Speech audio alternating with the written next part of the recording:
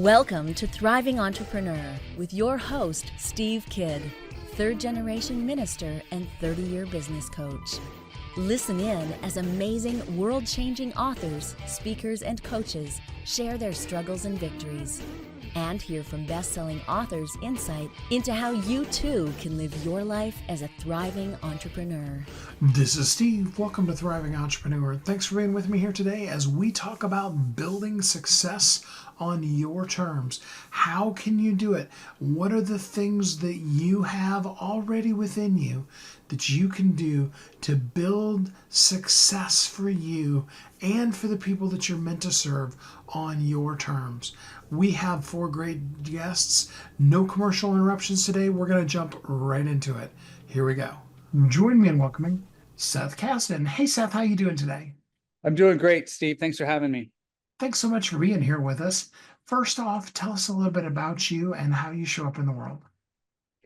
Sure. Well, I'm really a person driven by passion and sometimes sort of a ready, shoot, aim. I really like to dive into things that excite me, and I have a curiosity mind and heart that I've kept from a young age. And so I really love to learn and meet new people and travel. And through that process, I've been fortunate enough to have some incredible experiences. And, that led me to founding the company that I work at now, which is Salient.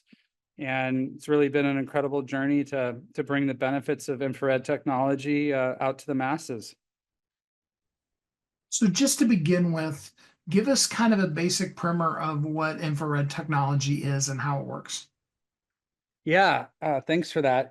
Infrared, we're surrounded by infrared. The sun emits infrared. We know we're all dependent on the sun to sustain life. And unfortunately, or fortunately, infrared is beyond the visible. So we're used to seeing in colors, obviously, but there's a whole spectrum of light beyond what's visible. And infrared sits just past the visible spectrum of light. And maybe some of your listeners have heard of infrared saunas or infrared lamps, but infrared is technology that's becoming more and more widely available and understood. And in essence, when you increase the amount of infrared that somebody's exposed to, there's a whole host of health benefits. Now, is infrared the one that in some of the states and areas of the world where they have less, they have either like more cloud cover or it's even dark longer during the year, that they have people, use those lights to be able to help them with their mood? Is that what that is, or is that a different kind of light source? No, you're absolutely right. SAD, or seasonal affective disorder, places in the north or extreme north or south that only have sunlight 6 months a year, they have high rates of depression and unfortunately suicide. And they found that when you mimic the full range of spectrum of light from the sun, it helps improve people's mood and health and wellness. And infrared is part of that treatment. What does it mean for the average person, living wherever, where the sun comes up every morning, goes down every night? What kind of things does it do for them? Well, so for you or me or your other listeners that fortunately have sunlight 12 months a year, really what we're trying to do is harness the power of that energy and to deliver it in a way that isn't cumbersome. So traditionally, if you wanted to have the benefits of infrared, you would go in a sauna or you would put a lamp and you would sit there for 15 or 20 minutes and that would be it. What we've developed is a way to harness that energy and that benefit through textiles. So if you think about textiles, from what we wear to what we sleep on to what we sit on, we're pretty much surrounded by textiles throughout our day. And by delivering the benefits of infrared in a portable way that's passive, you get this energy that is basically a food source for our cells. And the way I like to describe it is that energy is made in every cell individually. We have over 13 trillion cells in our body, and they each produce their own energy. They each have their own energy factories. And when you excite those cells with infrared, it increases the amount of energy that they can produce. So I'm assuming that then would lead to being healthier, more fit, Are there other things that I'm not thinking of that would do for a person if they had that more energy being generated? Well, that's exactly right. Traditionally, we're told that if you want to be healthier or have a better life, you need to eat better, change your diet, sleep more, sleep better, or exercise more. And all of those are true, of course. But if you're not in a position or you can't change anything, or you already are living a healthy lifestyle, by adding this additional benefit in, it's really going to increase circulation, and so by increasing circulation, you help the body maintain homeostasis. So if you're too cold, it helps you warm. If you're too hot, it helps cool you, helps bring the body into balance, and helps with thermal regulation. Wow. Um, and you said that, and I didn't really totally get it, so maybe you can explain it to me a little bit more. Literally, the clothes we wear can help us be able to do that. That's Did I right. understand that correctly? That's absolutely right, Steve. So, sort of a fun fact, most materials in textiles start out as a liquid. So polyester, nylon, rayon, cellulose, pretty much anything but cotton starts out as a liquid. And we add these minerals in at the liquid stage, and they become permanent. They're a permanent part of the garments, of the sheets, the pillow, whatever the furniture you're sitting on. And they absorb the heat from the body. And if you're outside, they absorb sunlight and heat from the sun. And they convert that heat into a more usable form of energy, which is infrared. And they put that energy back into the body to boost performance and recovery and help promote restful sleep. Man, I feel like I want to get a pair of those pajamas like right now. Yeah, it's incredible. It's a product that people aren't necessarily looking for now, and that's why I'm really grateful to be on your show and to reach your listeners, and hopefully your audience has the same reaction. And what we found is that once people try the product and they see it's out there, they become lifelong fans and advocates of what we're doing. So currently, right now, as we're speaking, what kind of products do you have available? Well, some of the key brands that we love to talk about, Under Armour is one. If you go to the Under Armour website and search Salient, you'll get over 50 products that come up. We work with bedding companies like Pure Care and Sleepletics and Bare Mattress, so you can get sheets and pillows and actually your mattress having this technology embedded. We also work with KT Tape for sports athletes that use kinesiology tape. KT Tape has our technology embedded into it. We also work with Defend that does pajamas like you're referencing. And we're really expanding into other types of products so that hopefully one day everything that you're using that has a textile backing will have our technology integrated into it. So currently, a person would be looking for salient technology from the companies that they're buying it rather than coming to your company and buying the clothing or different things directly. Yeah, that's correct, Steve. Like we feel we can reach the most people by finding host brands to incorporate the technology, so that their products can deliver the benefits to their customers. We didn't really want to compete with what other people are already doing. When we first started out, we're kind of working out of a garage selling shirts and pants and socks. Having said that, you can go on Amazon and search Salient, and you'll see our socks and wristbands. We have promotional products that we would use as giveaways, trade shows, and other functions and events, speaking opportunities. So now those are available to purchase directly from us through Amazon. But we're really looking for other brands that want to incorporate our innovation into the products that they deliver to their customers. So your hope in this interview would be that one of the entrepreneurs that's listening has a clothing line that they have, and that they would want to contact you and talk about how they can use your technology in the manufacturing of the different products that they're creating. That's right. Clothing or bedding or furniture, car seats, airplanes, where it's, until I got involved with Salient, I didn't really realize how ubiquitous textiles were throughout our lives. Obviously, clothing is the obvious one, but there's a lot more beyond that as well. And just for the people that, because there's always somebody that's going to be like, yeah, I don't know. I remember back in the day, somebody was afraid to hook their house up to the internet because they were afraid that their refrigerator was going to get a virus. Um, what And kind of windmills things? cause cancer. Yeah, right, exactly. What are the kind of myths that people have about Salient that you can kind of maybe bust for us a little bit here?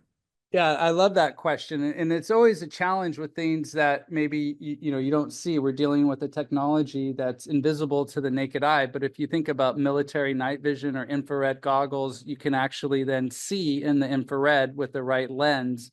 And that helps dispel a lot of the myths and uncertainty. But the sort of triangle or the chain that I like to use to help educate people and alleviate any of their concerns. One, you can measure the minerals in the actual fiber. So there's a process to do an ash test where you can actually take a sample and burn it in a crucible, and what's left of the minerals. So then you can measure the weight of the minerals and see that they're in there. And then the next test is to take a piece of fabric and you can measure the emissivity. And so another, interesting thing about science is that everything that's not at absolute zero, which is Kelvin, known as Kelvin, I think it's minus 273 Celsius. It's beyond freezing. Everything that's warmer than that is emitting infrared. So our bodies are emitting infrared. Everything around us is emitting infrared, and any benefit that might have is already incorporated into our daily, routine. But to be able to generate an additional amount is where the benefit lies. So you can take a regular shirt or regular fabric and then compare it with a Salient shirt, and you can measure the difference in emissivity, and it's a mechanical difference. And so you're using a camera, an infrared camera that's been programmed to measure infrared wavelengths of light, and you can see the boost in infrared from a Salient product. So then you take the fact that you can measure the minerals and you can measure the increase in infrared, and then you add a clinical setting where you measure somebody's tissue oxygen levels, which we've done, and we have 10 published studies, and you can see a benefit or an increase in the tissue oxygen levels. So then you connect the presence of the minerals and the emissivity to a health benefit in the person using the product. I totally love that. Well, so people need to know, where can they go to connect with you? What's the process of being able to get your technology into the products, goods, and services they're manufacturing?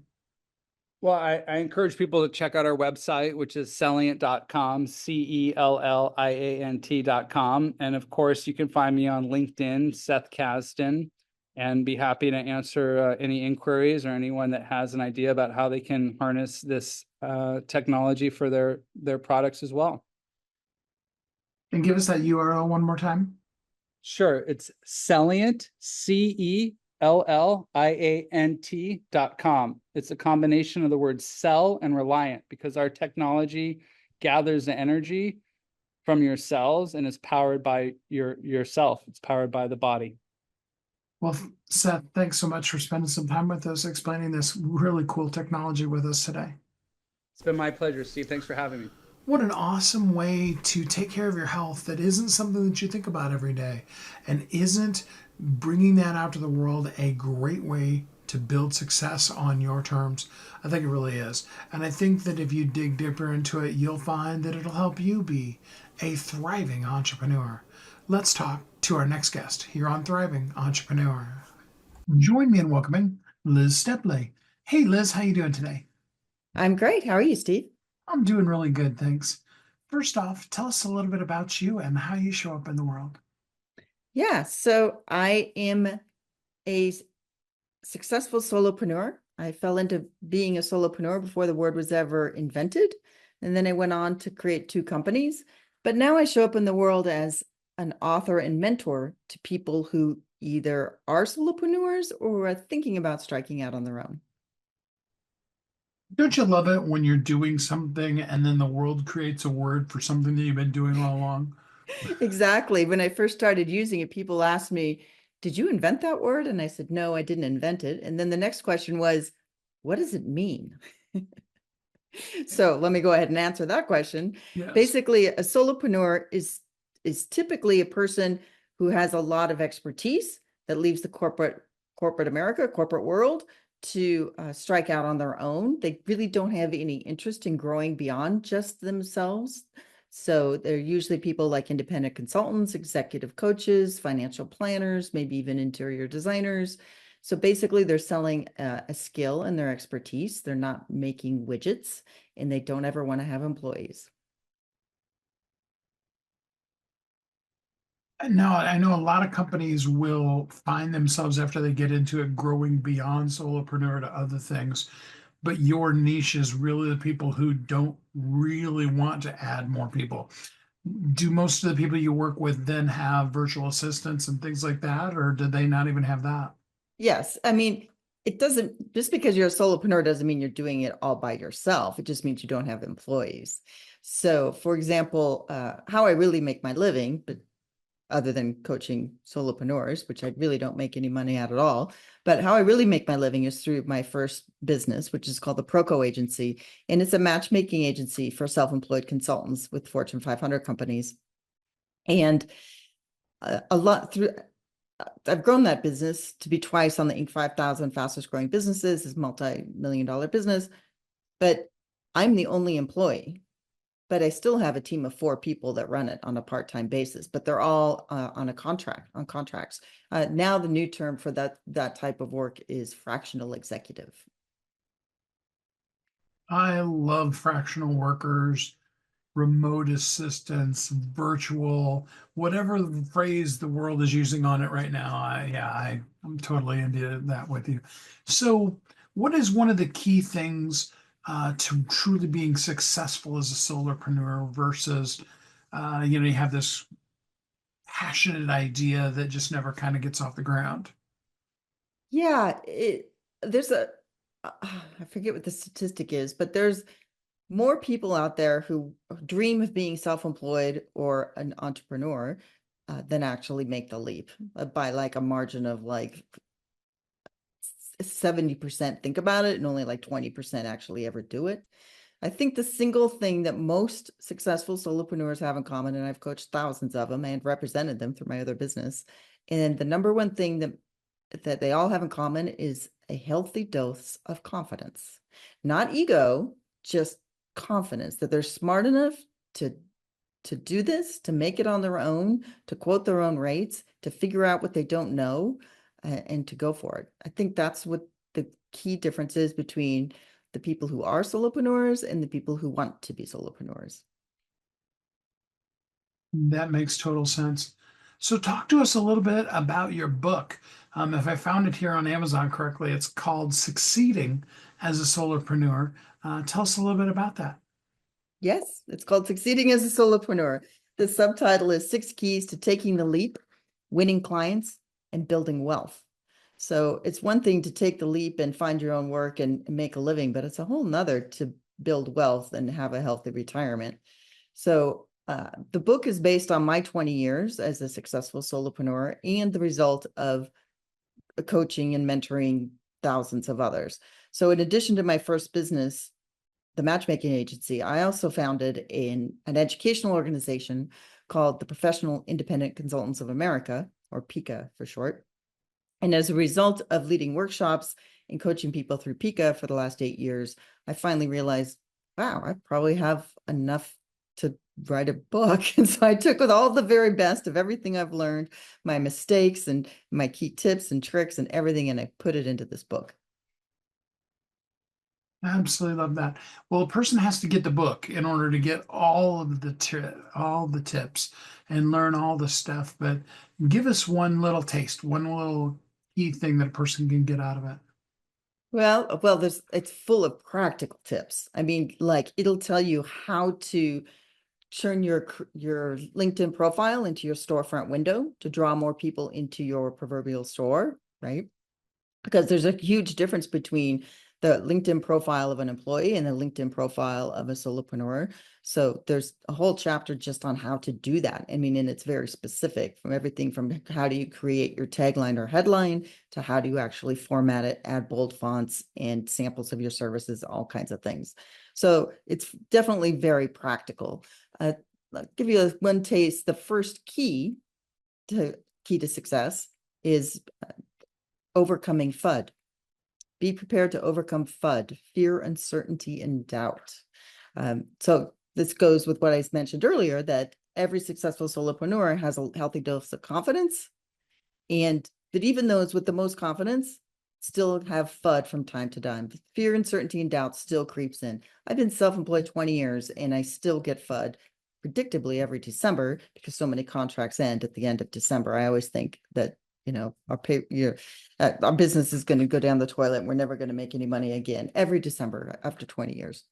But when you're just starting out, what I call the FUD monster, that little creature that nibbles away your confidence in your ear, he's larger than life. And that's what keeps so many people stuck in their full-time regular employee jobs, is the FUD monster keeps them stuck. So the very first key is be prepared to vanquish FUD.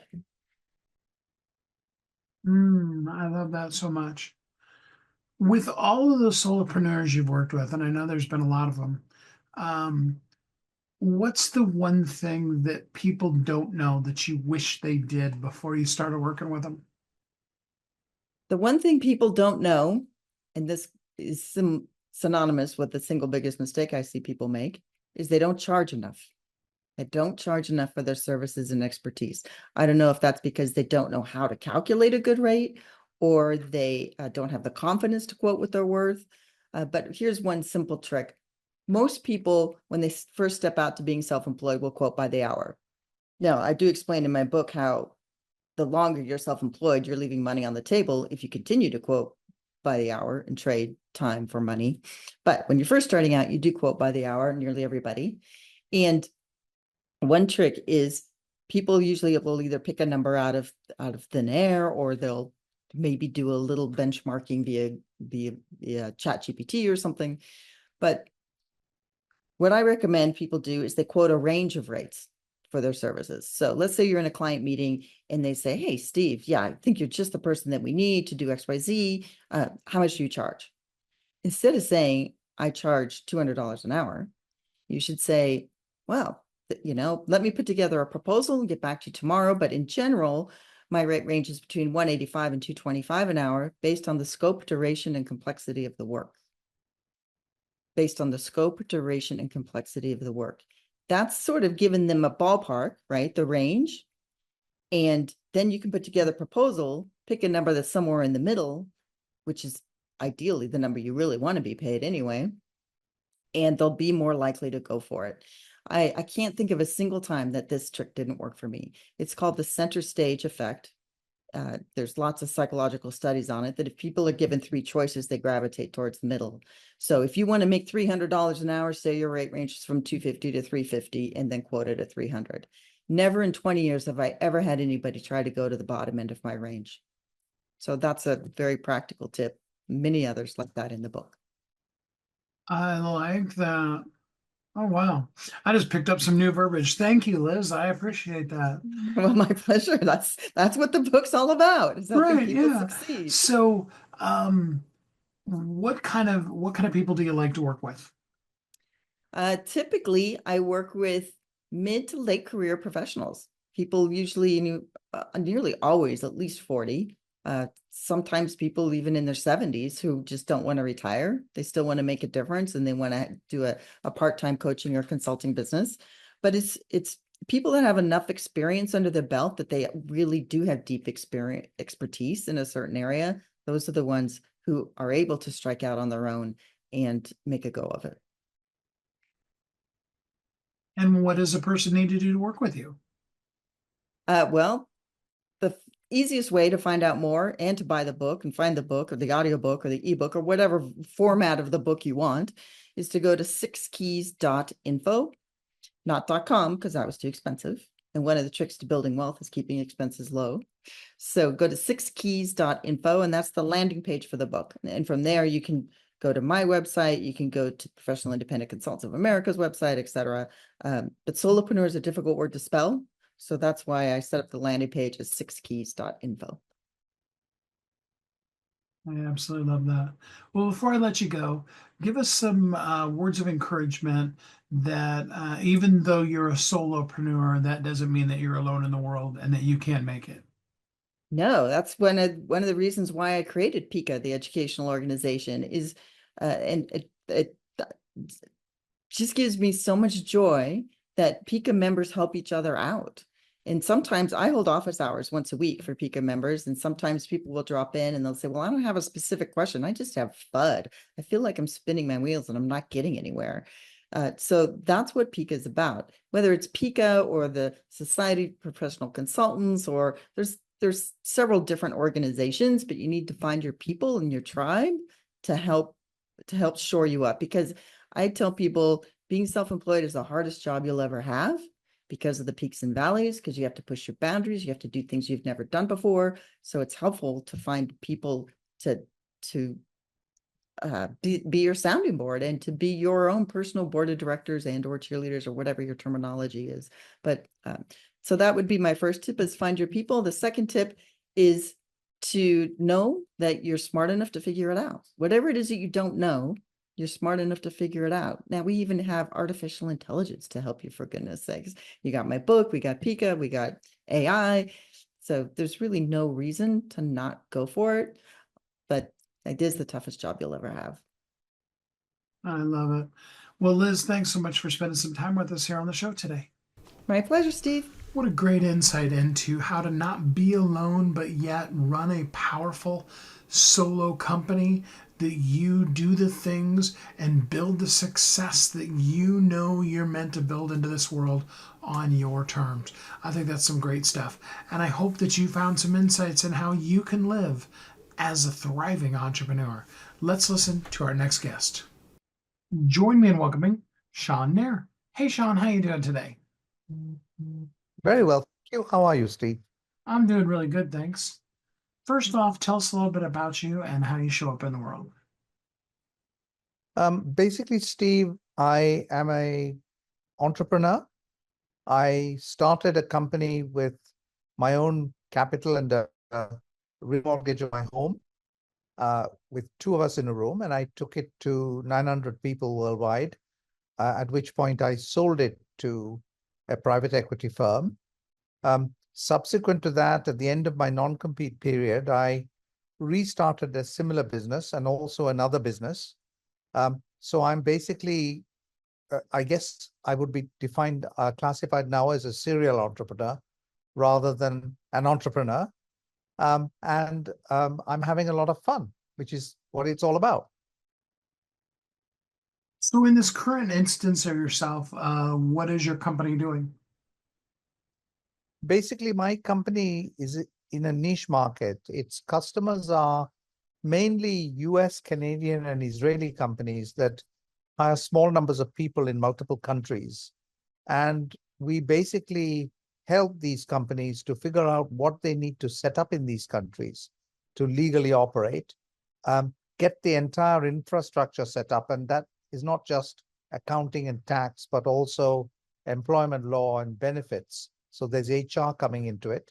And then we support the operation on an outsourced basis by paying the bills, running the payrolls, producing the monthly financial statements, and also carrying out all of the local country compliance. It sounds simple, but we're supporting clients in 54 countries at the moment. And every country is different, even within the European Union. Every European country has different laws and regulations, even for the same tax, like for example, VAT, value-added tax, but it operates differently in each European country. So it's actually quite a complex business, although it sounds very simple. Yeah, I mean, it does sound like you're doing a lot of really cool stuff. So, what kind of companies are the kinds that need what you do? A lot of the companies are there, companies typically with the profile of hiring small numbers of people in multiple countries. So they can't internalize the function. They've not got enough headcount to justify the cost of hiring a local controller or a local HR manager. So they have to outsource those functions. And that's really where we come in, because we can do that very cost effectively and also provide them with a single point of contact for multi-country matters and multidisciplinary matters. Um, Typically, that's a scenario. The type of companies that come to us for this are quite varied. We have companies in tech, we have companies in the food industry, we have financial services companies. Those are the three main areas, but they're quite varied. I love that. So, what are the kind of things that when you work with a company, you wish they knew before they engaged with you? Yes, there are many situations, you're quite right, where we inherit a problem that has to be solved. So typically the problems arise if you have set yourself up with the wrong entity. For example, last week I was speaking to a company that didn't realize that if they set up a UK branch of a US company, they have to publish the accounts of the US in UK Companies House in the public domain so that the whole world will know how they're doing financially. Um, so that there are subtle things like this that need business considerations and not just financial or HR considerations that need to be factored in before you figure out exactly what type of entity needs to be set up. So in this particular case, actually, we had to close down the UK branch. Fortunately, they hadn't got it active. They just set it up. And we had to set up a UK subsidiary company where the US parent's results now do not need to be published. Only the UK company's results need to be published. So that's just an example of the kind of things that you have to think about. You have to factor in tax considerations, HR and employment law exposures, the business requirements, such as the need to keep your finances confidential. A lot of these things have to be factored into a decision point that you arrive at that determines what you set up. Once you decide what to set up, then setting it up is a question of dotting I's and crossing T's that our legal team will do. But the key is to get it set up right at the beginning and not thereafter have to unscramble a mess. Oh, that makes total sense. Um, so over the course of the years, what's an example of some things that you've learned that you wish you could go back and tell yourself like 20 years ago that you wish you knew back then? Um, I think the things I've learned is basically to go abroad. When you can't expand your company abroad on a shoestring without taking crazy risks. You have to have a reasonable budget. And if you don't have that kind of budget, I would say don't do it. Wait until you do, because there is a balance between cost and risk. On the one side, there is a very low cost, high risk way of setting up abroad. On the other side, there is a very high cost, almost zero risk of setting up abroad. What you want to do is be somewhere in the middle where you balance the risk and the costs, and you've got a setup that is not cheap but not expensive and not crazily risky, but there are some risks involved that you've quantified the downside of and are willing to live with if they crystallize. So I think that's the first thing. So what does that mean in terms of me? So if I'm talking to a client, a prospective client, where I think they want to set up on a shoestring, I probably wouldn't want to act for them because I know it's going to go wrong and I don't really want to do something half-baked. I want to do it properly or I don't want to do it at all. So I think that's a key message, Steve, that I think many companies do understand that. And I've noticed in the recession that we've had, in tech, tech and private equity world with the high interest rate environment of the last few years has been really suffering, is one where I have noticed that companies are holding back from going abroad. They want to, but they haven't got the funding. So it's like next year's plan. And I think actually that's a good thing, because when they go abroad, they know they're going to have a certain level of expenditure to get it done properly, and they're willing to do it. It's amazing. I love that. Well, so you told us a little bit about what kind of what kind of companies you work with, but what does it take to work with you? How does the process work? It's really quite simple. First of all, once we figure out what type of entity they need set up actually for free, it's part of the business development side of the business, not the operation side of the business, because until you figure out what they need, you can't give the client a pricing. So we actually figure it out for free. So once that's done, they get a very detailed price list listing every single work item that needs to be actioned within a 15-month period from start of the work. And it's kind of summarized as well, because there's a lot of detail in that spreadsheet. Once those costs are agreed, the process is really very simple, and it goes in two parallel paths. A standard engagement letter is sent to the client, and the engagement letter is based on the template of the English Institute of Chartered Accountants of England and Wales, but it's been generalized to be multi-country and multidisciplinary, not just accounting. And essentially that engagement letter is very generally worded. So once it's agreed, if a client has a need in another country tomorrow or another topic, a new engagement letter doesn't have to be agreed. It's covered, and we can jump on it and move quickly. Because one of the problems is that, getting engagement letters agreed for every new task introduces inefficient delays in actioning that task. So we get over it that way. The second parallel process is that we are required to know who our customer is, the KYC.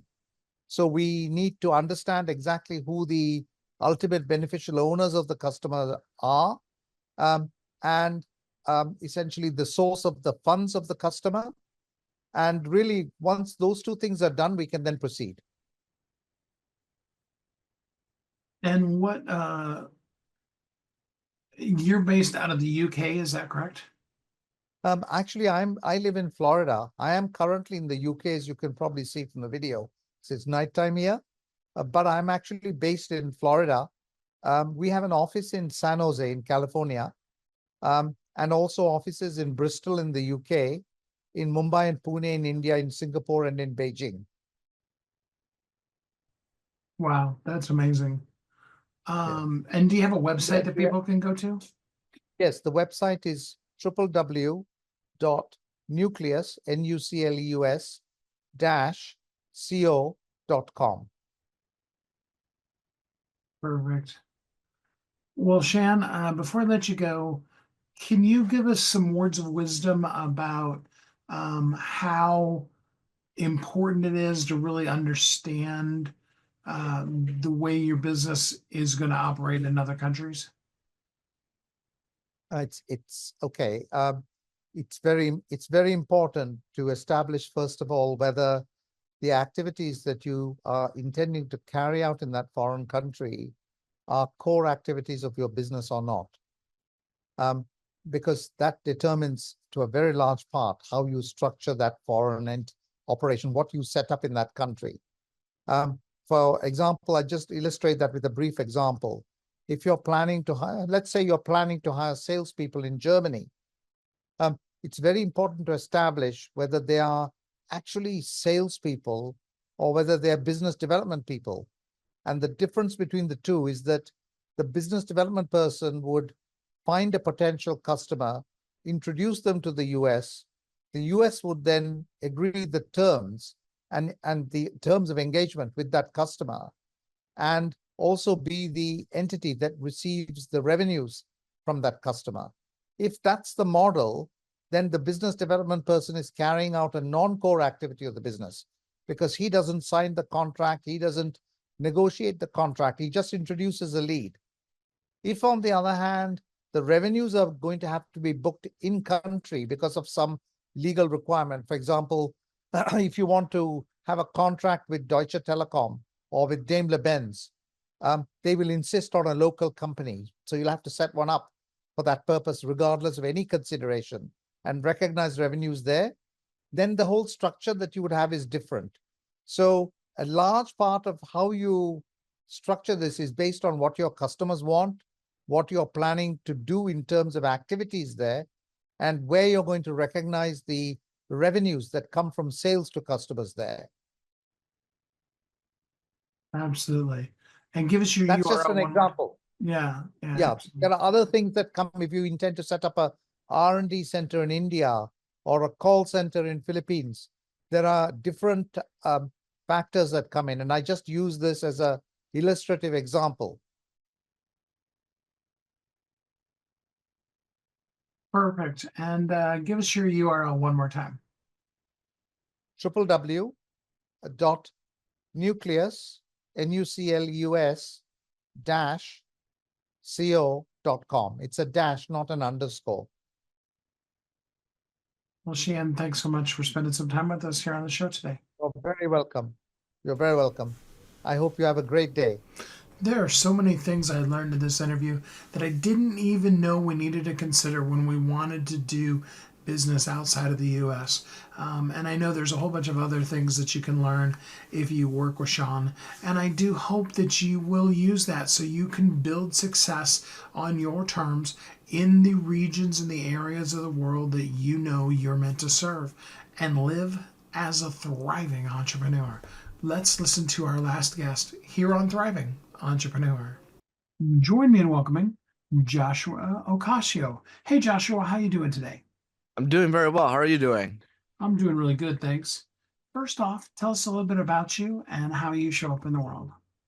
So I run a digital marketing company called Iron Media Solutions.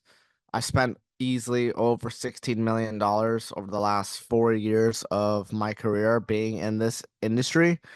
And I am helping businesses that do local lead gen anywhere to online sales for e-commerce to generate sales for their business or leads to get higher services for their business.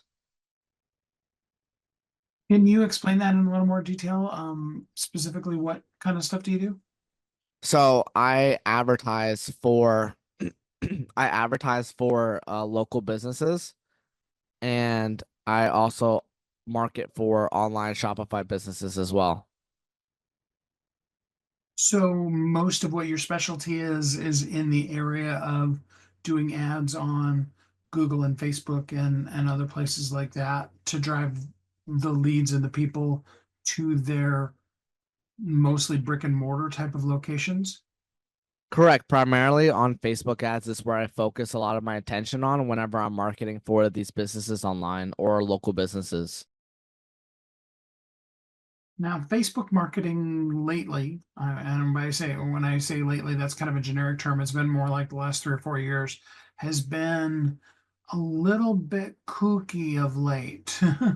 Are you beginning to find that changing up on us again a little bit, or do you still really need to really understand what you're doing in Facebook marketing to not just waste a whole lot of money? Sort of like being a casino.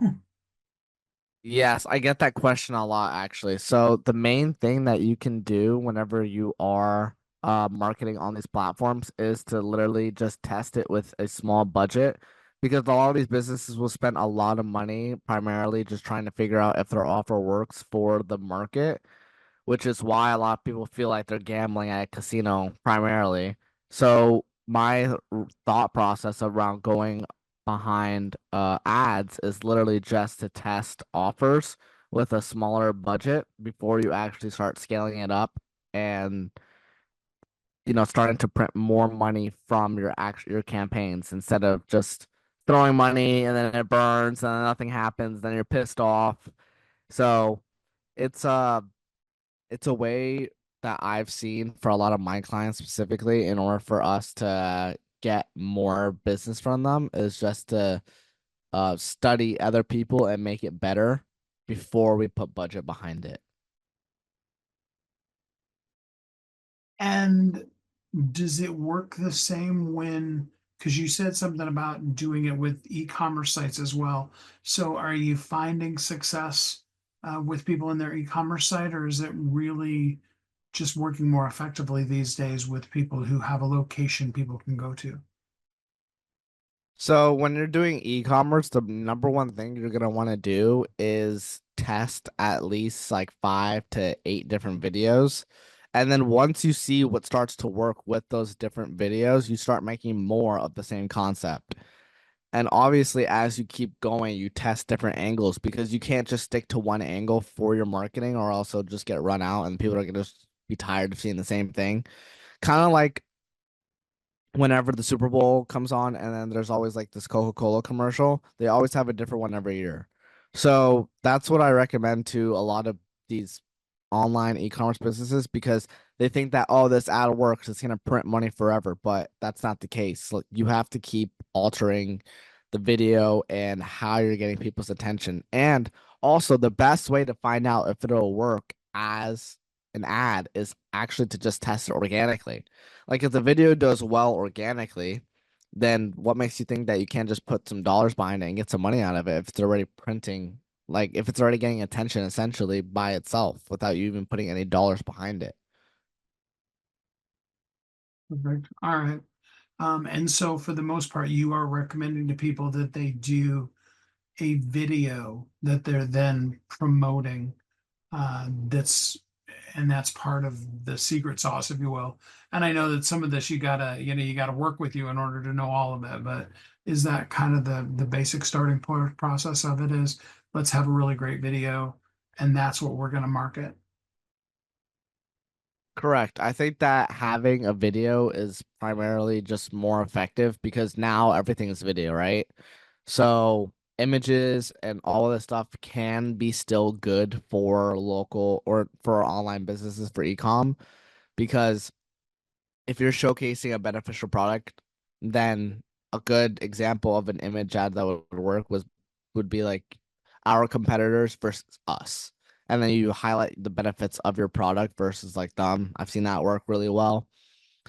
But people primarily can't are connecting more with video because I think that images now are just becoming more outdated, and a lot of people are connecting more with the brand or a business through personality or how the brand is even showcased, what it represents, and how it makes people feel about even having interaction with them to begin with. So these all play important factors into whenever you are marketing for your business because ads is one part, but then when they actually get to your business or your product page, then that's a different story. But whatever your marketing needs to match where people are going to, because that's what's going to help them to make a buying decision whenever they do decide to click on your ad. And you said small budget to start off with. Um, and can you define small for us a little more clearly? Like, are we talking $20? Are we talking $1,000? Like small budget, I mean like $50 to $75 a day. Because if you're just spending like $20 a day, to be honest with you, you're not gonna have a lot of data to work with, and you're not gonna be able to make a decision just based off spending $20. It's very slow progression if you do want to find out that way, because $20 times 5 is $100 a week when you could find out in 3 days or 4 days if it works rather than just waiting like a week or a week and a half. So that's why I recommend spending anywhere from $50 to $75 a day, like if you're just starting out, because it is gonna help a lot with finding out if that's a good product to even market long term. And what's a good expectation for return from that then? I mean, if you're spending $75 a day, what should be you be expecting, and what kind of time frame does it take to get to that point? It could take anywhere from, I would say, you could make a return from 3 to 4x. Like, for me personally, I market to a lot of different businesses, and whenever I'm marketing, I always break even on the first month because my LTV makes up for it long term. So even though I'm not profitable in the first month, month 2, month 3, month 4, or however long, because I have a lot of clients that have been with me for 2 to 3 years now. So the LTV just makes up for it. So if you're in my business, then you have to look at different numbers. But if you're in an e-commerce business, for example, then you need to look at a lot of different things. Like, for instance, your break even return on ad spend, it can be a 2x, but so for some people it's a 3x. So the profit margin just depends on, how much it costs for your product versus how much it costs to acquire someone. And then when you do the math and you break it down, you can make a numbers based decision on what it actually takes for you to run ads profitably for your business. So I think it just varies for every business. To answer your question, I think that once you find that, then that's what you need to aim for. Because if I just say, 3 to 4x, it might be different for someone that has a product that costs $150, $200 for them to even make it, but they sell it for $500 to $600. So once you break that down, it just helps you to have a better numbers, um, a better numbers example for you whenever you are making decisions on whether or not to keep on an ad or cut it off or make revisions or just let it rock. I love that. All right. Well, so what kind of people do you kind of told us a little bit, but go into more detail of what kind of businesses would be a perfect fit for you. So any business that sells products online, it's a really good fit. We worked with any type of business you could work with. Like, I mean, anything. Like we've worked in like really weird industries, like selling like sex products to selling soap. So it's the anything really in that industry for e-commerce, because once I find your ideal type of audience, like it's really easy for us to make a decision on whether or not this is an audience that we need to pursue. Like, is it 24-year-olds? Is it 36-year-olds? So we do our research for e-commerce. For local businesses, we do a lot of home renovation businesses whenever we're working with them, because we just mastered that down towards nurturing the new people that come to the pipeline, which is the most important part, right? Because I'm sure that whenever someone has a business and they have a new lead, they are kind of skeptical at first because they saw them online. But then once they actually have a nurture process and they warm up the lead with like testimonials and other work that they've done, it opens the doors for someone to put their guard down and then start moving forward with you. So it just depends on a lot of whatever someone does. Is we basically do our research and we figure out how to market it. So anywhere from selling weird things online to doing local services to insurance, we've done it all, and we've scaled them all to multiple 6 figures a month. And sometimes we've hit, for some companies, about I think 9 different companies now, we've hit 8 figures. So it just depends, but we know what we're doing. I totally love that. And where does a person go to be able to connect with you, book appointment and work with you? So I have a website called ironmediasolutions.com, or if they want to just connect with me one-on-one, my number is on the website as well. It's on the top right. And my Instagram is _Josh Ocasio. And you can see all my content there and see if it resonates with you. I talk about a lot of different stuff, so I'm sure that one of the things will definitely speak out to these people. Well, Josh, before I let you go, give us some words of insight. A lot of people have gotten burned with advertising in different rates, and a lot of times it's because they've been doing it themselves. Give us some hope that there is a possibility of really actually succeeding with paid ads. So my number one thing is, like, you can't be afraid to spend money. Like, a lot of these people that go into paid ads are like, I'm gonna spend $200, and if nothing happens, then I just suck. And you know what? It's true. You probably do suck, like you just said. But the thing is like you have to put a plan behind what you're doing. If you just keep throwing money and you just hope that something's gonna happen, then you're not executing for the right path for your business. You have to look at numbers. You have to pay attention to what is it that people did and didn't like from reading analytics. Like these are all things that play an important piece whenever you are running ads. And then also nurturing people is a huge thing. If you aren't nurturing people, then you're just losing a lot of money. I've had so many leads that have come in that haven't y- worked with me from the first call that we've had, but then you know what? 3, 4 months later, since I'm nurturing them so much, they're coming back to me and they're like, hey, I want to work with you. So making sure to break this down, have a plan before you actually run ads, because most people are like, I'm just going to run ads and see what happens. That's not the right attitude to have. If you don't plan, you're planning to fail. Like that's just how it comes down with ads. And then the other thing is making sure that you're setting aside a certain budget to for a period of time and not just looking at it on a daily basis, because a lot of people become very emotional when they look at things on a daily basis instead of looking at it from a 4 to 7 day standpoint and helping them to make better decisions for their business long term.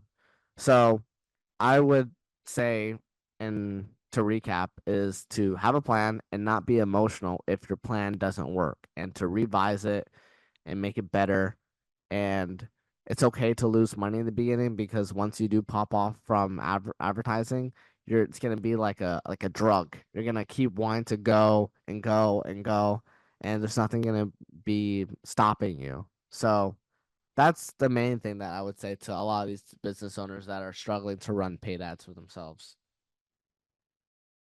I really appreciate that, Josh. Josh, thanks so much for spending some time with us here on the show today. Thank you, Steve. I appreciate it.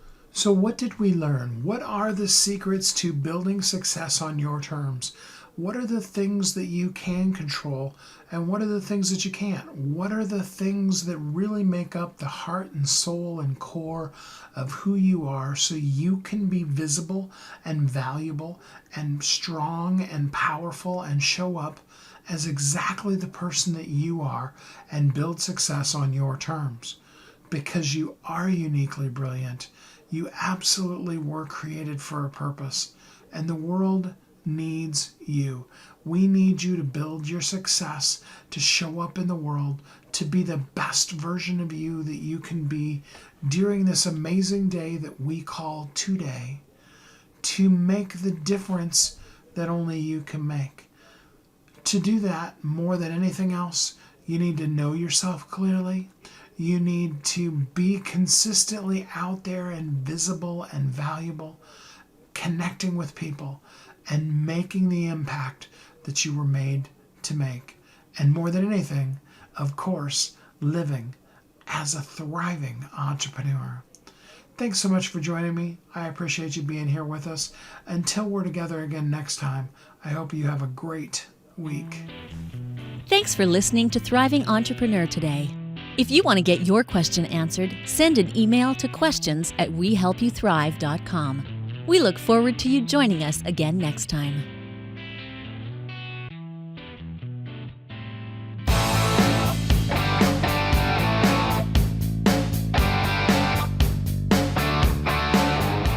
Hi, my name is Steve Kidd. I am a third-generation minister, an international best-selling author of multiple books, and I help people write, publish, and market their books to bestseller. In fact, there are literally thousands of people that have used the system that I created to be able to write, publish, and market their books, and now they're best-selling authors. And you're next.